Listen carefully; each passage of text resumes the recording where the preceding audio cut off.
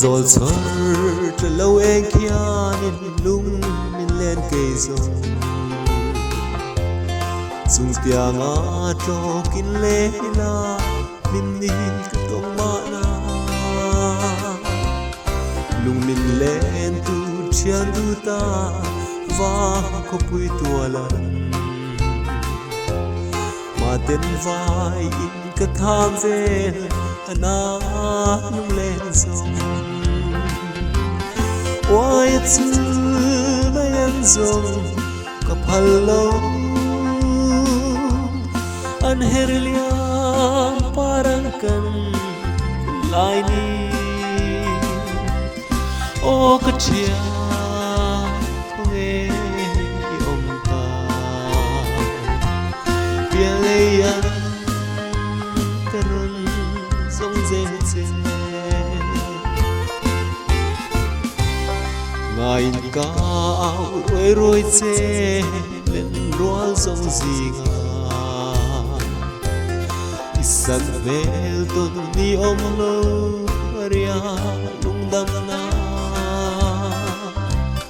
nang nen kan su lu zong te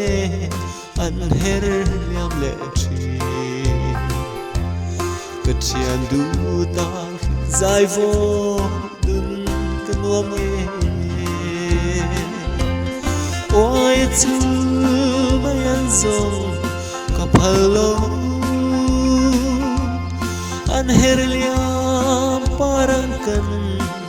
lai ni o ka chia không e om ta bia leya karon song ze ze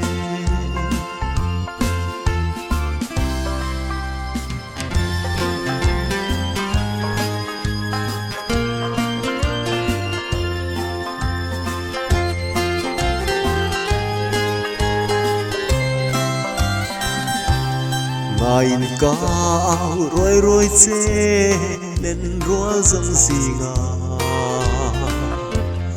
isak mel ton ni om lo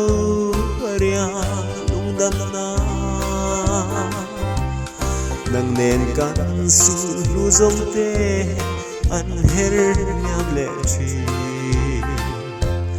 ka thian du tang lim zai vo dun kan om nge wai chu mai an zong ka phalo an her liam parang kan lai ni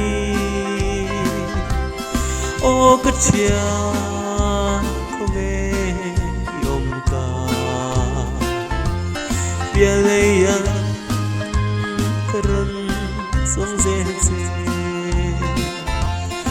wai chu mai an zong ka phalo an her liam parang kan